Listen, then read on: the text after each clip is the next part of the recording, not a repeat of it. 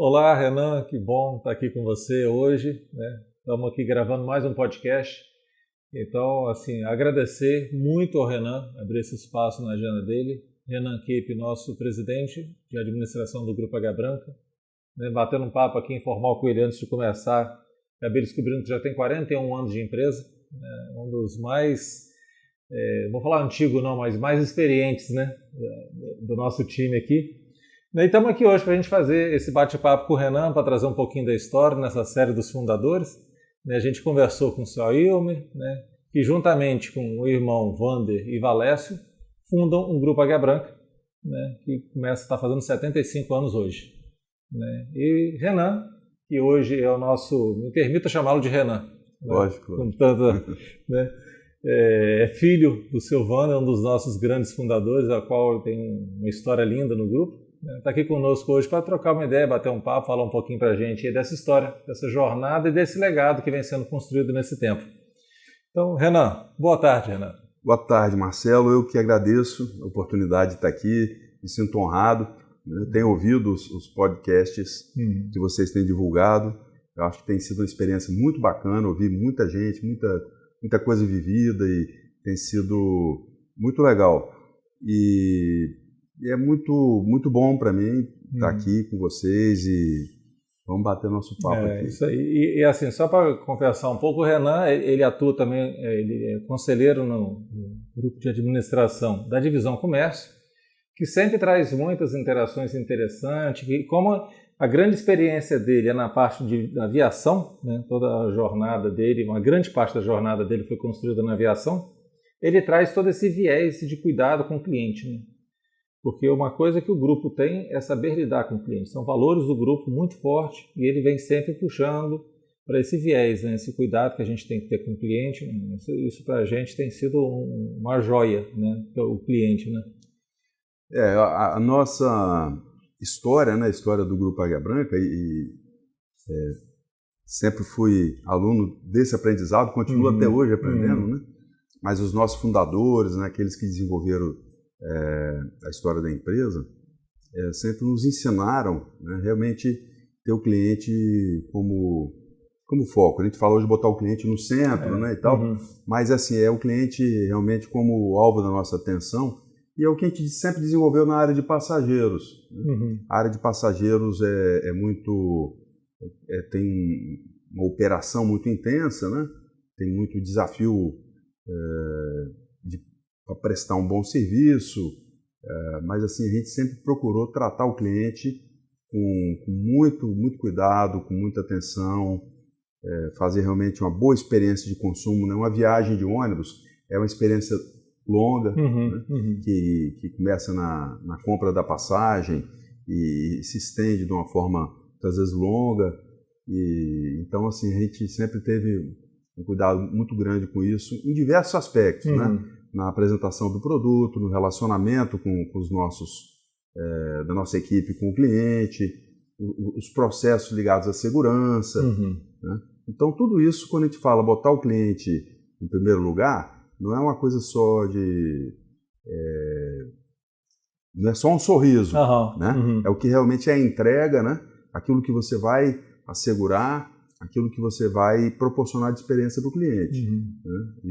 Essa história, ao final, é que vai gerar essa percepção do cliente do nosso serviço. Então, a gente sente também nas outras áreas do grupo uma atenção muito grande com isso. Verdade. Né? E na área, nas nossas revendas de veículos, né? De veículos comerciais ou veículos de passeio, a gente tem uma relação muito próxima do cliente também, do consumidor. Nós temos muitos amigos, pessoas que são clientes aqui, e eu tenho um grande orgulho, né, do feedback que eu recebo dos clientes da Kurumá, dos clientes da Vitória Motors, né, da Jeep, assim como toda a área de veículos comerciais, né, nos causa um grande orgulho a alta qualidade do feedback que nós temos do trabalho do nosso time da Comércio. Mas é uma herança, né, Renan? Uma herança que vem lá de trás, né, do seu Carlinho, né, que passou pelo seu pai, né, por toda essa história.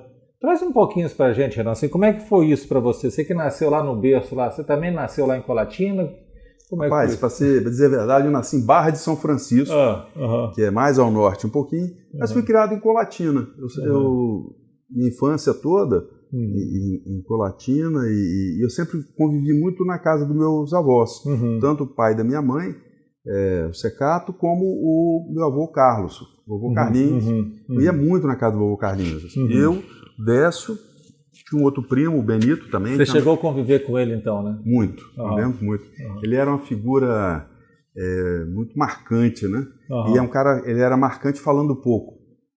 Eles tinham um respeito enorme por ele, ele tinha as normas, as coisas que ele gostava e as que ele não gostava, e não precisava falar muita coisa não. Só olhava, Só olhava. Eu lembro que quando a gente chegava lá meio fora de hora, por exemplo, se ele achava que aquilo era um dia de eu estar na escola, e eu aparecia lá, uma vez eu cheguei lá, eu acho que foi eu e o Décio, chegamos lá, aí tinha uma pilha de brita, sim. Ele falou assim, deu uma pá pra gente, pega essa pilha aqui e bota aqui, ó. 2 metros de distância. Só para botar para trabalhar. Só para botar para trabalhar. Ele não gostava de ver pessoas sem serviço. Ver pessoa encostada, não. E a gente ia lá, acabava fazendo um pouquinho de bagunça, éramos crianças, né? Nos divertíamos muito. Aliás, um tempo muito interessante, né? Eu lembro que eu ia lá, tinha 10, 12 anos de idade. 10 anos de idade. Pegava um ônibus urbano, ia até o ponto final, que ficava a cerca de 2 quilômetros da casa dele, andando a pé na beira da estrada, eu e meus primos, ia para lá, ficava lá, depois voltava de ônibus. De ônibus também. Era uma liberdade que hoje não tinha celular, né? Não tinha celular. E hoje a gente não dá essa liberdade para os filhos, o mundo ficou muito mais perigoso. Então, assim, enfim, eu ia muito lá e convivi muito com ele, conhecia muito a personalidade dele. Aprendi muito com ele. Que legal. Então você e lá já tinha garagem já, nesse tempo? Não, já tinha sido lá, a garagem já tinha sido lá, mas a garagem ainda estava lá. Tá. As marcas, o galpão? Os galpões, eram 2 galpões, um aberto, que cabia um ônibus embaixo, e outro fechado com a grade, né? E eu não lembro como é que era antes, eu lembro das fotos, eu acho que eram os 2 abertos. Eles transformaram um num depósito e o outro continuou sendo um galpão para guardar um veículo. E a gente brincava lá, fazia bagunça. Tem uma foto aí na empresa, que a foto antiga, ela é revelada em preto e branco, e tem uma parte da parede da garagem que é toda pintada de piche. Uma coisa meio inexplicável. Foi eu e o Décio que pintamos. Não tinha nada para fazer, tinha um pincel de piche lá, pintamos aquilo. A pintar. Aí ficou aquela mancha lá, que negócio feio, ninguém entendia quem pintou aquilo. Então quando você olha a foto, tem uma marca lá, parece que é coisa envelhecida, mas não, foi arte mesmo de menino. Arte de menino. E é por isso que ele dava serviço pra gente, quando a gente ia lá, pra gente não fazer coisa errada. Que gostoso. E como é que foi a sua entrada na empresa? Como é que foi isso? Você começou como o quê? Então, eu fui criado, além de frequentar muita casa do meu avô e ter muitas lições dele, meu pai morou, minha infância, primeira infância, eu morei dentro da garagem de São Silvano. A casa do meu pai era dentro da garagem. Então, o Pacheco, eu já dei muito trabalho para o Pacheco e para o Pasolini, muito.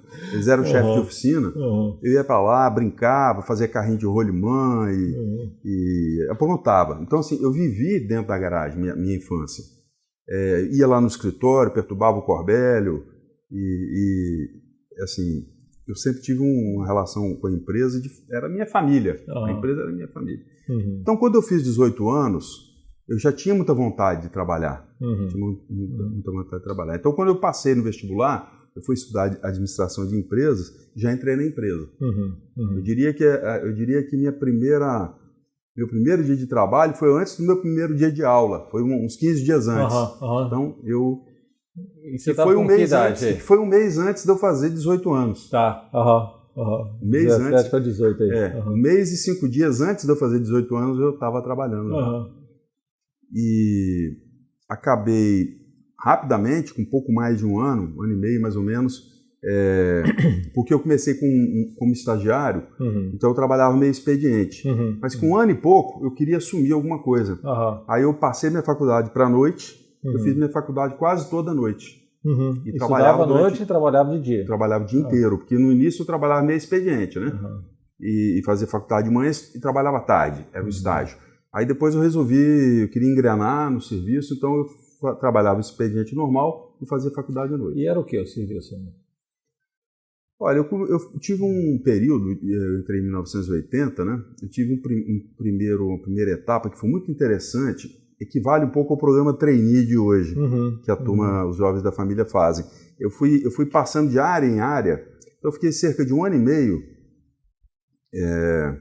Eu passei por diversas áreas da administração da empresa. Né? Eu fiquei 6 meses na área de pessoal, departamento de pessoal. Tá. Então, 2 áreas que foram muito marcantes para mim. Departamento de pessoal, 6 meses, e 6 meses na área de orçamento e custos.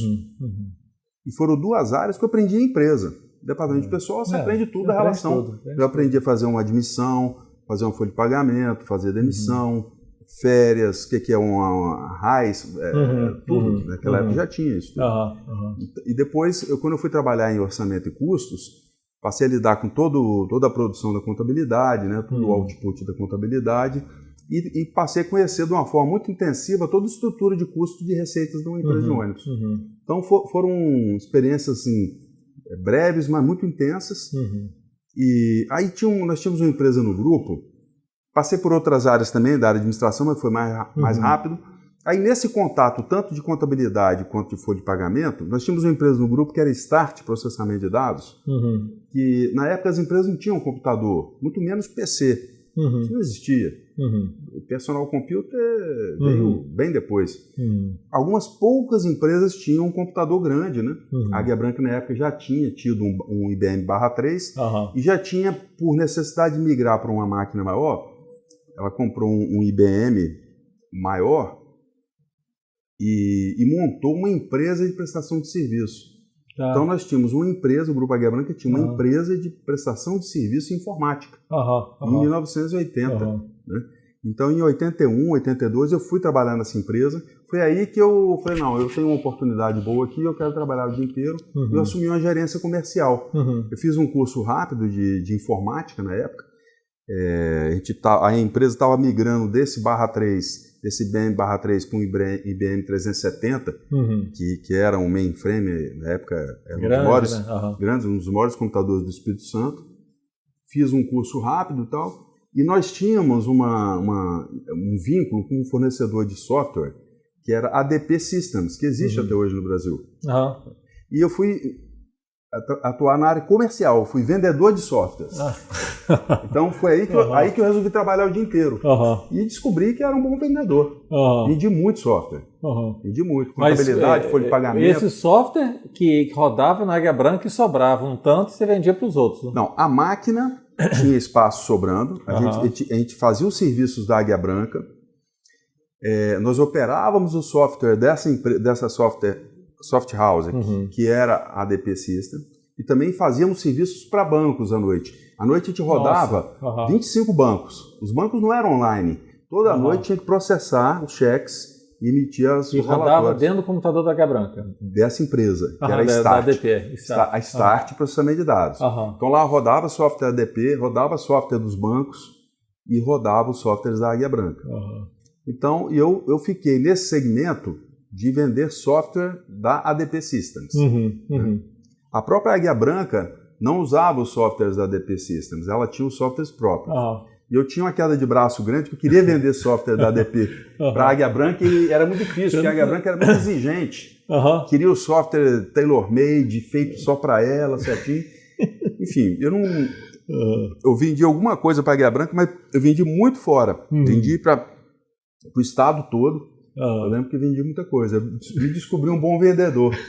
E fiquei nessa empresa mais 1 ano e meio, quase 2.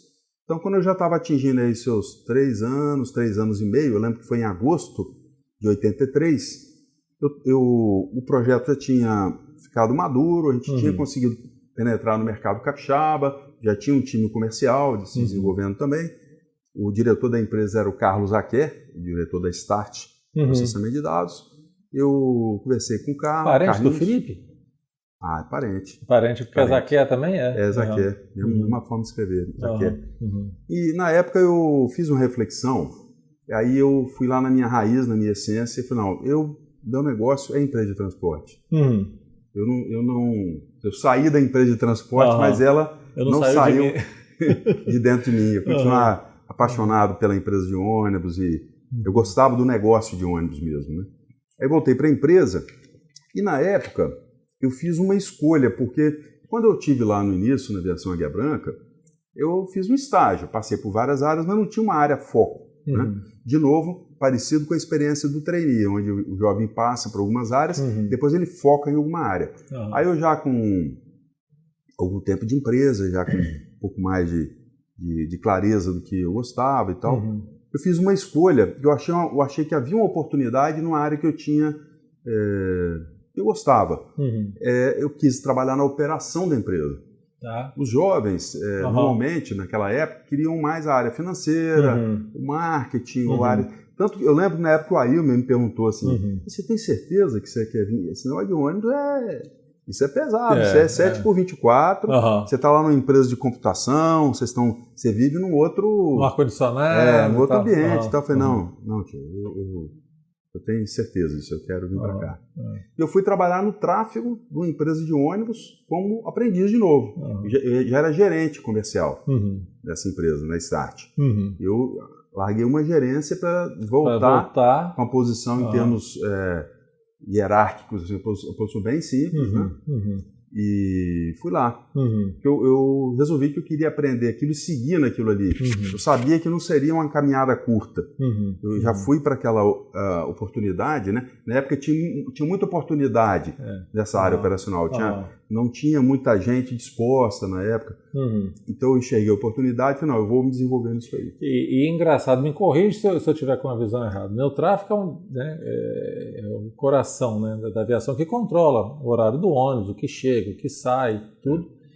E outro dia eu estava conversando com a Paula, né, que é a atual diretora executiva, a CEO, né, da aviação hoje, e ela comentando isso, assim, da preocupação, se Marcelo, você não sabe o que a gente deita na cama, aquele monte de ônibus viajando, aquele monte de gente lá dentro, a gente acorda, graças a Deus, todo mundo chegou em paz, em casa, então esse carinho, esse cuidado, essa obsessão pela segurança, né? E o tráfego é isso, né? Assim, é esse cuidado que tem que ter com a estrutura para tudo dar certo, porque assim, quando ninguém tem notícia de nada, é porque tudo deu muito certo, né? No news, good news. É isso aí. Eu comecei muito próximo à operação, né? Quando eu digo tráfego, foi o primeiro momento, mas foi muito intenso. Né? A gente ficava ali acompanhando a operação, inclusive trabalhava fim de semana. Uma das primeiras coisas que recebi de missão era fazer um plantão, um fim de semana sim, outro não. Então, folga só de 15 em 15 dias. Mas fazia aquilo com muito amor, com muito carinho. Com certeza. E aí você tem contato não só com a jornada do motorista, com o que aconteceu na viagem, com as informações né, daquela operação. Aí, com o passar do tempo, comecei a ter contato com a manutenção também. Né? Aquilo que é o processo de manutenção, né, de você chegar a receber um veículo, limpar, fazer a manutenção, devolvê-lo para a operação. É um processo que é casado com o tráfego, né? Veículo, a máquina e o homem, né? É um encontro das duas coisas que o tráfego coordena. Quando o motorista chega no tráfego, ele fala, o ônibus está com essa questão, está com aquela questão, e você tem que organizar também na manutenção. É ali? A empresa tem um processo, que até hoje é assim, é todo digital hoje, mas sempre foi assim, você tem um processo de manutenção preventiva e tem a corretiva. Então, quando o veículo chega, o motorista é treinado a relatar qualquer anomalia. Você tem um processo formal, uma coisa assim, muito bem cuidada na Águia Branca, desde essa época já tínhamos isso. E comecei a ter um pouco de contato com o que acontecia lá fora. No início, o contato foi muito com o que acontecia dentro dos muros da empresa, né? Então, que é uma coisa muito forte na cultura do ônibus e que tem mudado de um tempo para cá, procurar se colocar mais para fora da cerca, né? Mas naquela época a gente era muito intramuros, muito voltado para uma operação, para produzir um serviço com perfeição. E comecei a ser convidado para outras tarefas também. A gente desenvolveu na época, a convite do Conselho de Acionistas, na época, já tinha, né, o reunião de acionistas, o Conselho de Acionistas, que a gente ia lá, ficava ouvindo e tal. Aí resolveram me dar uma tarefa, recebi uma tarefa, de fazer um programa de condução econômica na empresa. Aí eu já desenvolvi esse programa para porque eu comecei na operação de Campo Grande. Campo Grande, isso que eu falei até aqui, era só tráfego, Campo Grande, manutenção, Campo Grande. O NOP de Campo Grande. NOP de Campo Grande. Aí eu recebi um convite para fazer um desenvolvimento de um programa em todo o nosso negócio de ônibus. Desenvolvi, felizmente, com sucesso, um programa, com apoio de muita gente, de todos, né? Claro, Desenvolvi um programa de condução econômica, que era muito focado em economia de combustível, e um trabalho que já tinha na empresa de economia de pneus. Era um trabalho que já existia. Esse trabalho era até meu pai, Wander, que tocava esse trabalho, com um time de pneus e tal. Eu foquei no assunto de ônibus, mas abracei também o assunto de pneus, que passou também por cursos de manutenção e tudo. Então, a gente desenvolveu um programa bem robusto de condução econômica. Eu toquei esse programa pelo menos por uns 2 anos. A aviação sempre teve muito essa cultura, né? Desses programas de melhoria, os programas de qualidade, os cases de qualidade. Hoje a gente chama de inovação, né? Mas a aviação sempre teve isso muito como cultura, enraizado nela, né? Assim, a gente viu os prêmios ganhando. Uma vez até passou no Jornal Nacional, né, uma ideia de uma pessoa lá que coletava a água do ar-condicionado, né, para colocar no limpador de para-brisas, né? Então sempre teve isso muito forte na cultura, né? Isso já é uma coisa, um tempo mais atual, né? Depois que nós estruturamos um programa de qualidade, que foi um processo que eu também tive acho que eu dei uma contribuição também. E que acabamos criando um programa de qualidade que visava fomentar e reconhecer as iniciativas de gestão pelo TQC, né? Isso já foi na época do TQC. Então, nesse prêmio de qualidade surgiram muitas experiências e essa foi uma delas. Foi um time de motoristas que, analisando um problema que o motorista tem na estrada, porque o reservatório de água do ônibus ele se esgotava antes da viagem. Então, limpador de para-brisa? A reservatório de água do limpador de para-brisa. Então ele tinha que parar para abastecer o reservatório. Então o motorista falou, a água fica sendo jogada fora, a água do ar-condicionado, vamos botar essa água aqui. Então foi a iniciativa dos motoristas, mas já foi mais na frente. Então, Marcelo, assim, foi a minha primeira experiência na empresa. Depois eu passei por todas as áreas da empresa de ônibus, né? Eu assumi a empresa de ônibus em Aviação Águia Branca, me tornei diretor-geral dela em 2004. Muito jovem ainda, né? Eu tinha uns 32, 33 anos. Muito jovem. Foram circunstâncias, né? Isso é uma coisa interessante em carreira, né? Você tem que estar preparado. As oportunidades, quando acontecem... As oportunidades acontecem, não marcam a hora para acontecer. Exato. E comigo foi assim. Quando eu comecei a engrenar, o pessoal começou a achar que eu sabia fazer alguma coisa, aí o Wagner me chamou para ir para Itabuna, que ele tinha estado em Itabuna por muitos anos e a empresa criou uma diretoria na Bahia, né? Uma diretoria regional, vamos dizer, e ele ia assumir essa diretoria em Salvador, substituindo até o Cláudio Moura, e ele precisava um substituto em Itabuna. E eu era muito novo, eu tinha... Isso foi em 87, né? Tinha 25 anos. Nossa. Embora eu já tivesse 7 anos de empresa... Com 27 hoje, mas eu já tinha me casado, já tinha uma filha. Tinha uma filhinha de 6 meses, a Gabriela, a doutora Gabriela. Está com a gente, doutora Gabriela. No grupo, a Gabriela. Então, ela tinha 6 meses, né? E o Wagner me fez o convite. E eu falei, agora. É a minha oportunidade, né? Assumi uma superintendência. Era eu fui lá com o desafio de tocar um negócio, embora já em equilíbrio, um negócio já estabelecido, mas tinha que tocar aquilo e fazer dar resultado. Era um negócio de 1.200 funcionários e cerca de 250 ônibus. E numa época que as estradas que a gente operava na Bahia, nós tínhamos linhas, como temos hoje, linhas de eixo, né? Mas tinha muita linha de interior, estradas ruins, veículos mais sofridos um pouco. Então fui para lá e encarei esse desafio. Quer dizer, todo esse aprendizado, né, que eu tive ao sair de uma posição de conforto numa empresa de tecnologia, era chique, né? Ia a feiras de informática em São Paulo, usava terno. Eu voltei para a empresa de ônibus porque eu gostava daquilo. Aquilo batia, o meu coração batia bem ali. E aprendi um monte de coisa e em pouco tempo eu tive uma oportunidade. E essa é uma coisa que o jovem tem que pensar. Você tem que estar preparado para fazer aquilo que você acha que você pode fazer bem, que você gosta. Né? que as oportunidades vêm, uma hora vem e você alinha essa paixão, né? E a vontade, quando a gente está dotado dessa vontade, né, Renan, os obstáculos ficam muito pequenos, né? Você passa tem os obstáculos, só que você passa por cima deles. Eu estou até lendo agora um livro, não sei se eu acho não sei se é obstáculo ou dificuldade, mas assim, vou falar que é obstáculo. O obstáculo é o caminho. Porque é no vencendo os obstáculos que a gente vai crescendo, né? Passando esses degraus, ou às vezes até numa academia, sei lá, fazendo uma força, que você desenvolve musculatura. E na vida profissional é assim. Eu falo o seguinte, quando você resolve um problema, o que você ganha? Outro problema para resolver. A coisa mais certa da caminhada é essa. Que depois ganha um parabéns e tal, mas toma outra que você. E aí você vai crescendo, né? Eu acho que você, quando muito jovem, você precisa adquirir, além de experiência, você precisa adquirir confiança, você precisa adquirir equilíbrio, você precisa aprender a se comunicar, você precisa aprender esses valores, né? Que realmente vão ser base, vão ser fundamentais para você se tornar um gestor no futuro de performance, de boa performance. Então, isso felizmente, eu tive a oportunidade, tive muito professor bom. Uma coisa que eu acho importante também é a gente aproveitar os professores. Eu aproveitei bem meus professores. Sempre ouvi com muita atenção, muito respeito meus professores, né? Que foram. Eu não trabalhei tão perto do meu pai, trabalhei muito perto do Cláudio, do Wagner, do próprio Wagner. Cláudio Moura foi muito importante na minha formação. O Wagner.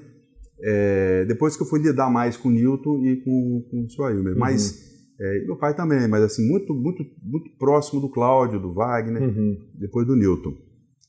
Na época dessa primeira etapa ainda na Bahia, e depois voltei, aí de novo, oportunidade surge. Aí por um motivo da sucessão interna da empresa, tivemos uma oportunidade e aproveitamos também. Aí já vim da Bahia como diretor. Teve um período que eu toquei 2 áreas, toquei a área comercial de novo da empresa de ônibus, porque nós tínhamos alguns contratos que são da VIX hoje, na época eram da Águia Branca. Então eu cuidava dos contratos de fretamento. Fretamento, essas coisas, né? Quando eu voltei da Bahia, lá eu fiz alguns negócios de fretamento também, além das operações normais. A gente teve uma história lá de 3 anos, que não é tão longa, mas fizemos muita coisa. Inclusive compramos a Suba, que é a empresa... Foi nessa época. Foi nessa época. Uma empresa importante. Uma empresa muito importante. Aí começamos a fazer uma depuração dos nossos mercados, adquirimos mercado de longa distância, de valor agregado alto, e fomos deixando de fazer algumas operações mais de interior. E também já fui trabalhando um pouco a área de turismo e a área de fretamento. Eu lembro que a gente fechou o contrato no Transamérica, que hoje é um contrato da VIX, um negócio que eu cuidei pessoalmente. Foi uma experiência muito interessante. Legal. E o Hotel Transamérica era do Banco Real, né? Eu lidava, inclusive, direto com a família, né? Que Magalhães? Não. Banco Real? Não, Magalhães não. É o Banco Nacional. Isso. É isso aí, é verdade. Pinto? Não. É de outra família. E a gente lidava, era tocado pela família. Eu lembro que a gente tinha contato com as pessoas da família, muito próximo ao dono do banco. Então, era uma experiência muito interessante, eles tratavam aquilo com muito capricho. Foi um grande desafio e a gente participou do início dessa operação do Hotel Transamérica, montei receptivo, contratamos gente para receber os hóspedes do Hotel Transamérica lá em Ilhéus para levar. Foi um negócio bem completo, bem bacana. E que depois, mais na frente, quando eu já estava aqui em Vitória, nos rendeu o contrato do Sauípe. Porque o pessoal que ajudou a implantar o pessoal que ajudou a implantar o Transamérica foi trabalhar no Costa do Sauípe. Então a primeira porta que eles bateram foi a nossa, e não teve segunda porta. Foi na primeira que eles bateram, eles ficaram. Ficou, né? Nós abraçamos eles e montamos toda a operação do Complexo Sauípe, que foi uma derivação dessa experiência que teve lá atrás. As pessoas chegam no aeroporto, né? Quem está hospedado tem lá um check-in para receber, e coloca no ônibus e leva para o hotel. É um processo, muitos voos, gente chegando e saindo, é um processo não pode ter falha, avião atrasa e você tem que se virar. Tem que tá lá. É um negócio bem desafiador e a gente fazia bem. De novo, né? Esse valor de cuidar do cliente. Isso acaba vindo somando esse alinhamento. Você não estava lá simplesmente vendendo um ônibus, 1 quilômetro rodado. Não. Você estava vendendo um sonho de a pessoa tirar férias, né? Então ela trabalhou o ano todo, vai tirar férias num lugar desse, você pode atrapalhar essa brincadeira. Outra coisa que eu acho interessante no meu aprendizado profissional, você aprende a fazer coisas diferentes muito rápido. Uhum. Então, isso aí nós éramos acostumados com linhas regulares. Uhum. Né? De repente, a gente foi mexer com um receptivo de hotel. Uhum. Quer dizer, o que tem em comum aí, além de operação de ônibus? Preocupação com o cliente, qualidade de serviço, né? Construir uma marca, cuidar da sua marca. Uhum. Então, isso tem em comum. Né? Verdade. Então, a gente conseguia fazer coisas diferentes e fazer bem, porque no final é pela mesma razão, pelo cliente.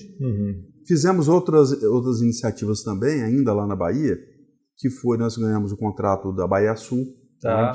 A fábrica estava em implantação, eu ia lá era um atoleiro danado aquele negócio. Você já viu uma construção de uma fábrica de celulose? Mexe em tudo ao mesmo tempo, né? Aquilo é uma bagunça grande. E fiquei lá até quando a fábrica ficou pronta, o contrato já era nosso.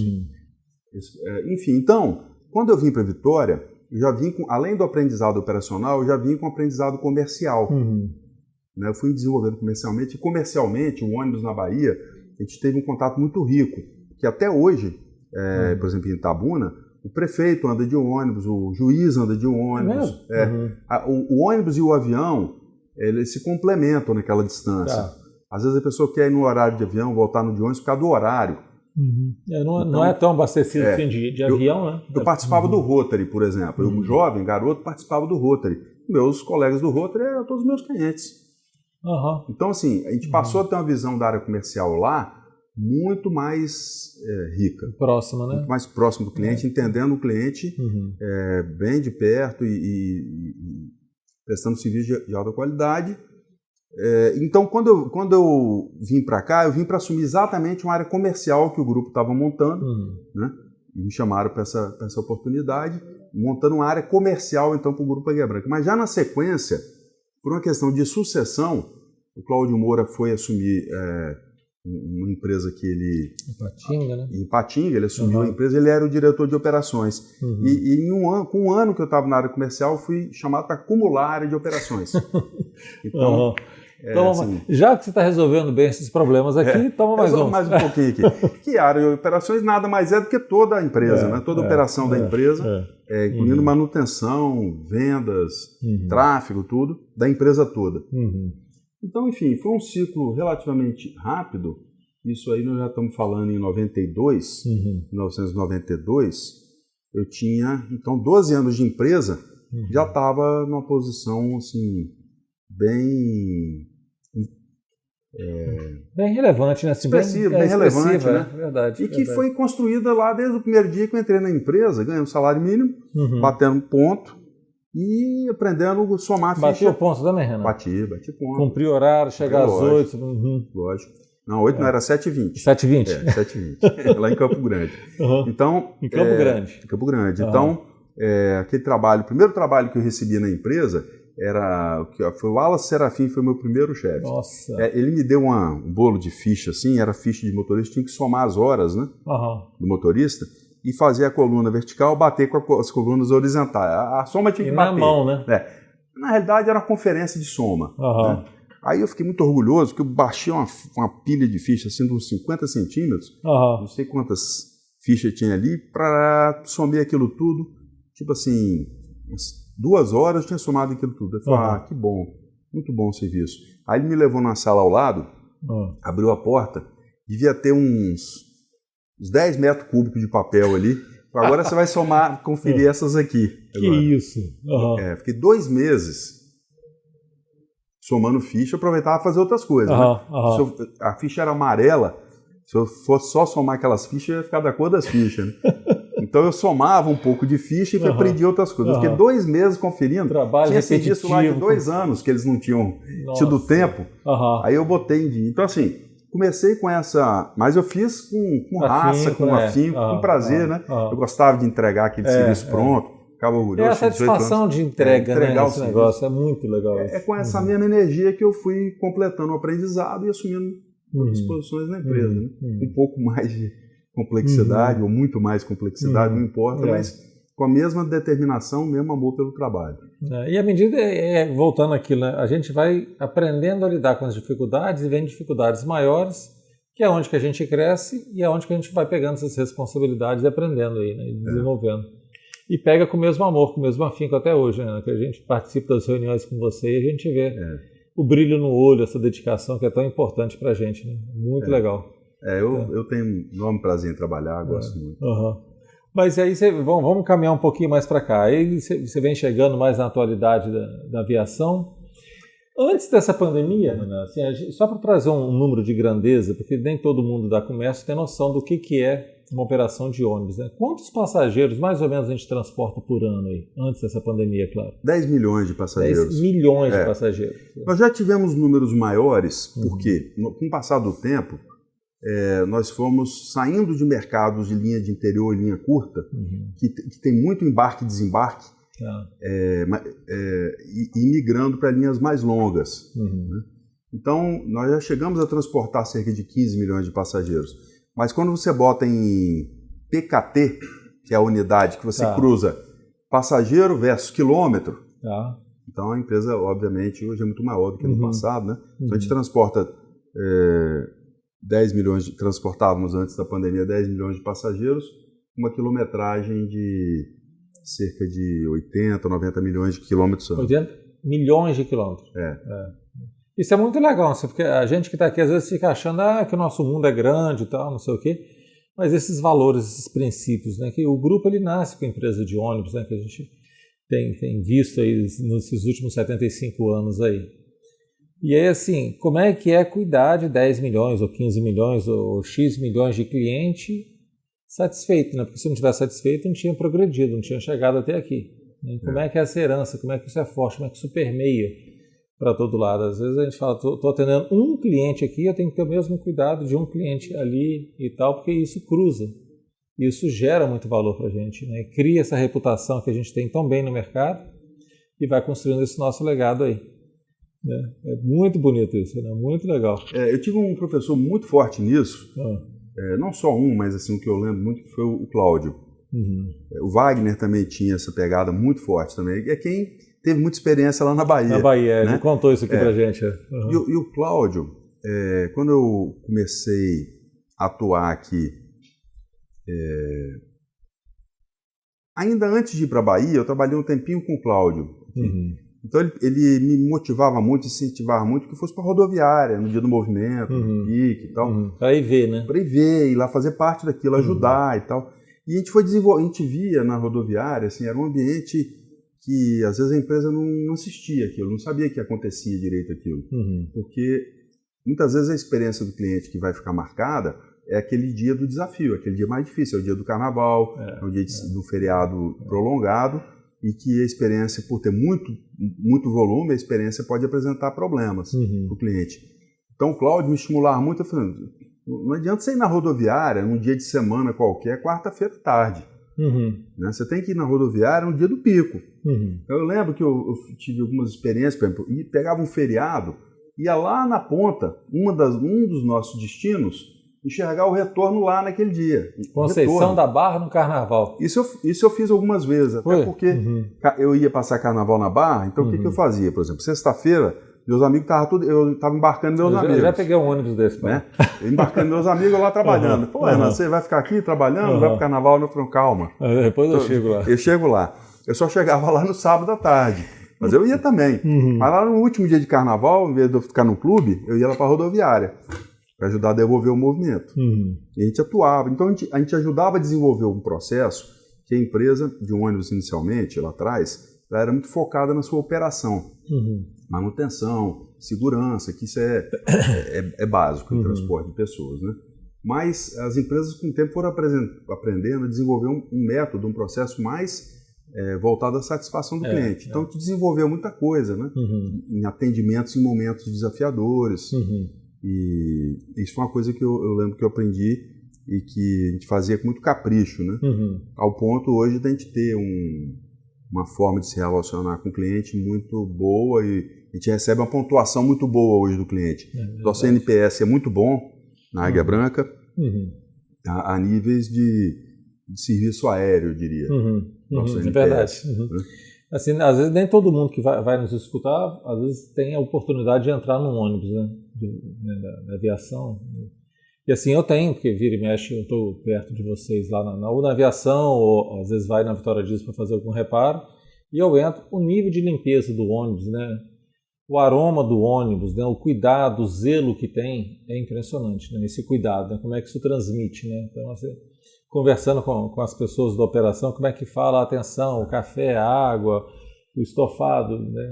Hoje, agora com a pandemia, a quantidade de coisas que foram implementadas para trazer esse conforto e, de fato, uma segurança sanitária para dentro da operação, muitas coisas aconteceram. Né? Muita coisa que o cliente percebe, né? Que é tangível para o cliente.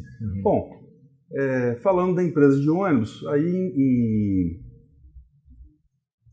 em 94, eu fui convidado ainda, volto a dizer, muito novo, né? Eu tinha 32 anos. Eu achava que isso ia acontecer para mim quando eu tivesse mais de 40, próximo aos 50. Assim. Eu, com 32 anos, fui convidado para assumir a direção geral da empresa. 94. Em 94. Eu tinha 32 anos, né? De novo, É o pronto na hora, no lugar certo. Vou ver se eu estou pronto, né? Porque a oportunidade seria aquela, não teria outra, né? Fui convidado, aceitei. Aceitei alguns de olho assim, poxa, mas tão jovem. Os meninos, né? Como tão jovem dizem, e tal. Os meninos, Obviamente, eu sabia que eu ia ter apoio, né? Claro. E isso é importante. E fiz uma jornada longa, estou com essa responsabilidade até hoje. Hoje nós temos a Paula como diretora executiva, né? Meu cargo hoje em relação à área de passageiros é de vice-presidente. A Paula já, na realidade, há mais de 2 anos, ela toca a empresa no seu dia a dia. Ela assumiu a responsabilidade da gestão da empresa e nós apoiamos na governança da empresa e apoiamos ela também em alguns projetos. Né? Mas quando eu assumi a empresa, em 94, eu já dominava bastante a operação da empresa. A área comercial, assim como a manutenção. Aí eu fui fazer novos aprendizados. Né? Aí comecei a desenvolver na área institucional. O ônibus é uma relação institucional muito ativa, permanente. Né? É uma empresa que opera autorizações ou permissões ou concessões da área pública, que é o transporte de passageiros rodoviário, ele é regulado. Né? Então fui aprender essa nova área. Fui fazer parte de entidades de classe, que é uma característica do Grupo Águia Branca. Eu fui participar do sindicato das empresas aqui do Espírito Santo, que é o 7PS. Rapidamente me tornei presidente do sindicato, né? A turma me convidou, assumi a presidência do sindicato. E a empresa foi apresentando também oportunidades, e nós começamos a enxergar novos horizontes. A empresa Águia Branca, ela hoje consolida, a marca Aviação Águia Branca consolida hoje várias empresas. Ela consolida a Companhia de Aviação Sul-Baiano, que é a SUBA, ela consolida a Aviação Salutares, né, e a Expresso Brasileiro. Então, todas trabalham sobre a marca Águia Branca. Nessa caminhada, nós adquirimos diversas empresas. Adquirimos, por exemplo, as linhas da Bonfim, há pouco tempo na Bahia. Também, né? São Jorge já foi antes, né, da minha... Assim, quando eu fui para a Bahia, já era a Expresso São Jorge. E muitas outras coisas. A Rota, que nós éramos sócios, nós adquirimos a Rota, segregamos alguns mercados, deixamos esses mercados na Águia Branca e vendemos a empresa Rota, hoje ela é de um outro operador lá na Bahia. Então a gente teve muito processo de M&A, vamos dizer, de comprar e vender. Vendemos também muitos mercados que a gente não julgava mais estratégico. Então a gente deu um novo formato à empresa. Essa empresa que nós temos hoje, a Aviação Águia Branca ou a Águia Branca, eu diria que ela é 2/3 ou um pouco mais modificada do que eu comecei lá atrás. Não são os mesmos mercados e as mesmas operações. Quer dizer, 1/3 é a mesma. A gente já tinha isso há uns 20 anos atrás. Os outros 2/3 foram coisas que foram adicionadas e em detrimento de outros mercados que nós saímos, né? Que resultou nessa empresa que nós temos hoje. Nossa, que legal, né? Assim, que bacana, assim, porque a gente vê a construção de fato de um legado, essa construção de uma marca, né? O que foi tudo que isso foi criado hoje, né? Hoje o grupo está com 18 mil funcionários, mais ou menos, alguma coisa assim. Não sei que a pandemia deve ter alterado um pouco os números, né? No início da pandemia nós tínhamos 18 mil, né? Nós tivemos uma redução forte. Terminamos o ano de 2000 com cerca de 15 mil colaboradores, 2020, com 15 mil colaboradores, mas estamos voltando a níveis anteriores. Em breve, eu acho que vamos recuperar totalmente e ultrapassar. Que legal. Renan, me fala assim, do futuro, né? Assim, a gente vive nesse mercado, né? Tão dinâmico, VUCA, ou seja lá o nome que se dá aí para cada dia, mas a gente, no dia a dia, a gente percebe como tem sido mais desafiador. Entra uma geração muito nova, chamada geração Z hoje, que nos desafia muito, né, que são pessoas assim, são os meninos que vão começar a aprender, mas já vem toda numa geração digital com outra pegada, com outro nível de resiliência. Como é que é lidar com essas transformações, assim, com isso? Como é que você enxerga isso, Renan? Essa é uma questão que nos tem feito pensar muito, né, ultimamente. A gente conversa muito sobre isso entre nós, né, que estamos aqui na liderança do grupo. Até recentemente, né, Marcelo, participamos juntos de uma jornada de reflexão estratégica, né? Estamos discutindo o futuro de todos os negócios do grupo. Eu vejo assim, essa é uma visão, eu não sei se ela é muito acadêmica, mas eu até participei de um programa da Fundação Dom Cabral, é o programa de gestão avançada, PGA, né? O PGA, um programa muito interessante, já tem uns 3 anos que eu participei, não sei se 3 ou 4 anos agora, por aí, e eu tive uma leitura nesse curso que eu considerei muito, assim, bateu muito com o que eu penso. Existe, na realidade, a economia real. Né? Existe economia real. As pessoas precisam de mobilidade, as pessoas precisam se locomover, precisam se alimentar, gostam de se vestir bem, de cuidar da sua aparência, da sua apresentação. As pessoas têm desejos, né, de consumo, as pessoas gostam de passear, as pessoas querem formar uma família, querem ter sua casa. Então, assim, esse mundo real, essa economia real, não deixou de existir e nem deixará de existir. Isso, pelo contrário, o PIB global é cada vez maior. Eu vejo o mundo, até saindo um pouquinho só da sua pergunta, eu acho que o mundo está cada vez melhor, se não fosse essa pandemia, né? É verdade. O mundo, para mim, está cada vez melhor. As pessoas que falam que o mundo está ficando muito ruim, está ficando muito isso ou aquilo, eu acho que não. Acho que o mundo está melhor, cada vez mais pessoas têm educação, cada vez mais as pessoas mais consciência ecológica, saúde, de respeito, saúde, capacidade de consumo. Então, o mundo está melhorando e é através da economia real. O que acontece é que as pessoas vão mudando a sua forma de tratar as coisas. Então, os jovens passam a valorizar determinadas coisas, se comunicar na sua própria forma, trazer novas práticas, novos hábitos, e isso vai mudando o contorno. Isso quer dizer, muitas vezes, uma coisa mais radical ou mesmo uma coisa superficial. Por exemplo, uma forma de você vender um carro. Né? Hoje nós podemos vender um carro, podemos assinar um carro, a pessoa pode querer fazer nem uma coisa nem outra, andar de aplicativo, mas é transporte, é mobilidade. Isso vai envolver carro, combustível, pneu e o passageiro. Estou falando de alguns itens aqui. A cadeia, isso não vai deixar de existir. Então, apenas a gente tem que, muitas vezes, quando a gente fala em reaprender, entender que as coisas não vão ser exatamente da mesma forma sempre, mas os objetivos a serem atingidos, eles são muito previsíveis. Né? Que nós precisamos entender a jornada do cliente, né? Que tipo de... que cada grupo quer, né? Cada tipo de cliente quer, né? Cada tribo, né? Expectativas e os anseios de cada... E a gente procurar estar atualizado nisso. Eu não sei se eu estou sendo muito conservador nessa fala, mas eu acho assim, que o digital, né? O digital, os novos formatos, modelos de negócio, eles vêm para dar solução.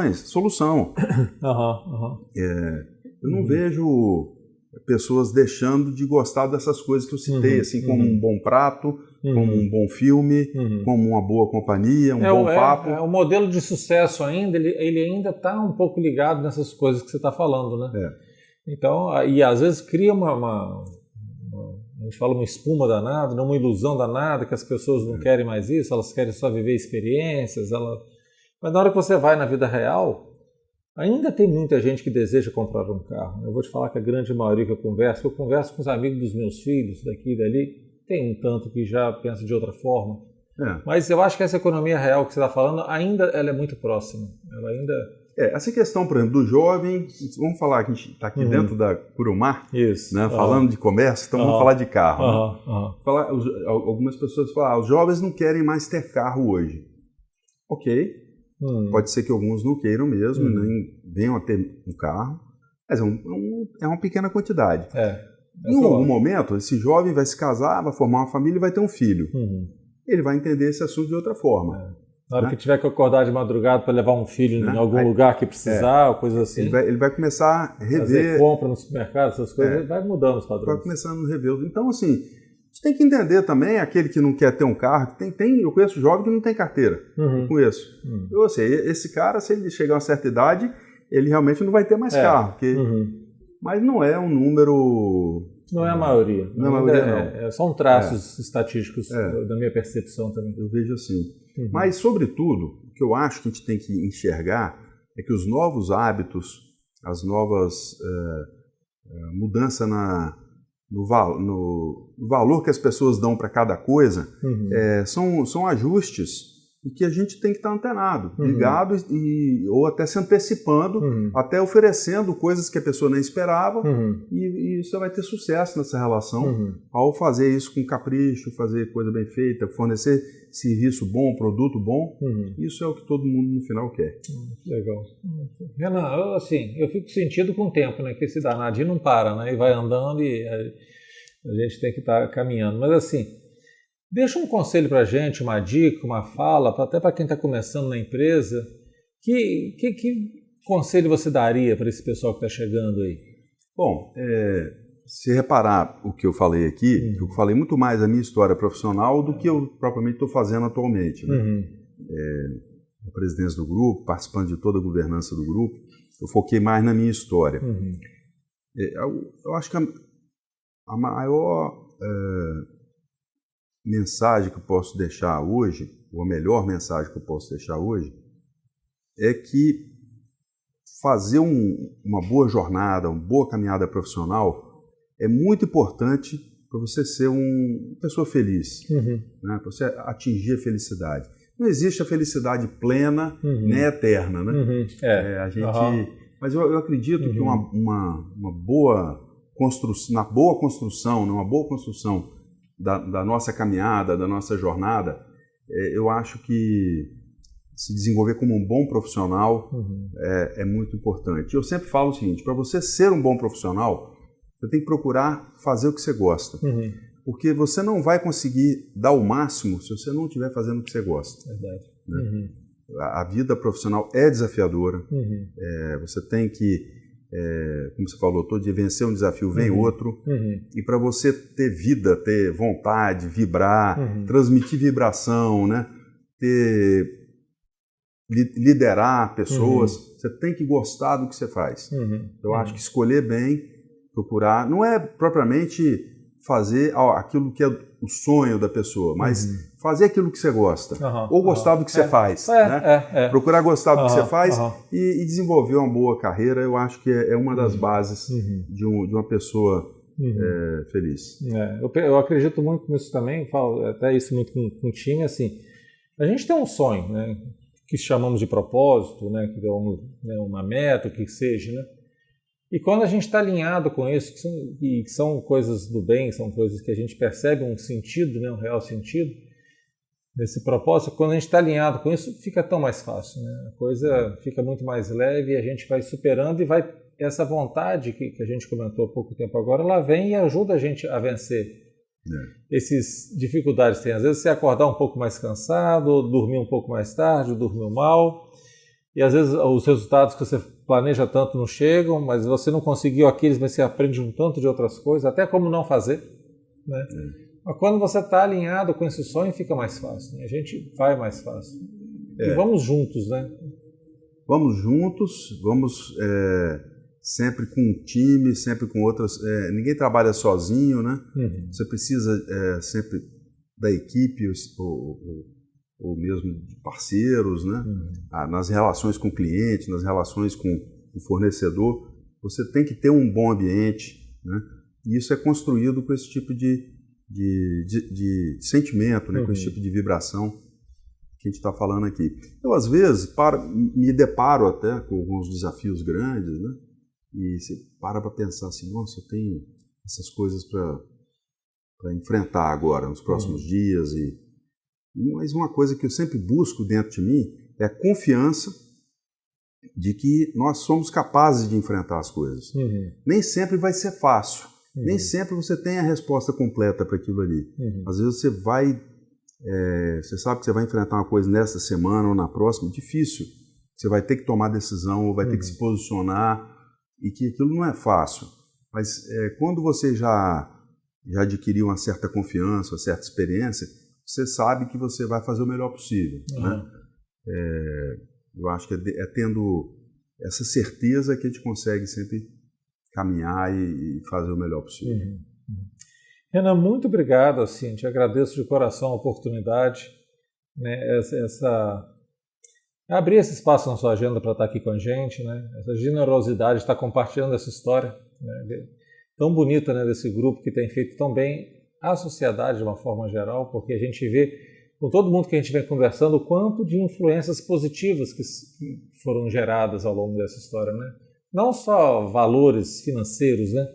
Mas quanta coisa positiva que foi gerada, né? A gente sabe quantas famílias bem influenciadas, quantas pessoas que poderiam estar indo por um caminho e entra num ambiente tão promissor como o nosso e acaba se apaixonando por esse sonho de querer fazer a coisa certa, de querer seguir em frente, né? E assim, te agradeço como profissional, te agradeço aqui como parceiro aqui de poder conduzir essa entrevista com você. Muito obrigado, sabe?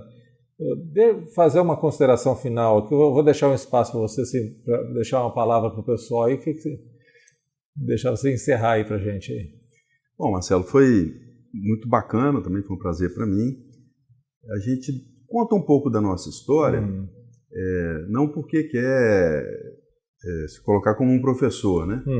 E sim mostrar que todo mundo, em algum momento, né, passa por alguma dificuldade, enfrenta algum desafio, né? Acredita em alguma coisa. É isso que eu procurei mostrar aqui nos meus exemplos, né? Eu acho que nós não podemos nunca enfrentar os nossos desafios achando que somos infalíveis, que já nascemos sabendo, né? E que não precisamos de ninguém. Eu acho que é o contrário. A gente tem sempre que ter humildade, entender que nós temos tudo para aprender, precisamos dos outros. Né? Eu me conduzi assim, sempre. Em algum momento você começa a assumir responsabilidades, tem que ter posição, que isso tomar decisões. É necessário. As coisas têm que ser lideradas e decididas, mas esse espírito tem que estar na base. Né? Isso é que eu acho que a gente tem muito forte isso no Grupo Águia Branca, e eu me sinto parte disso. Verdade. Obrigado mais uma vez. Eu que agradeço. E é isso, pessoal. Então, assim, esse foi o nosso podcast dessa semana, com esse presente do Renan, estando aqui com a gente, batendo esse papo, contando um pouco mais dessa construção desse legado, que estamos fazendo 75 anos esse ano aí, e que muito mais virão pela frente aí. Muito obrigado, pessoal. Até a próxima. E semana que vem estamos aí de novo. Valeu.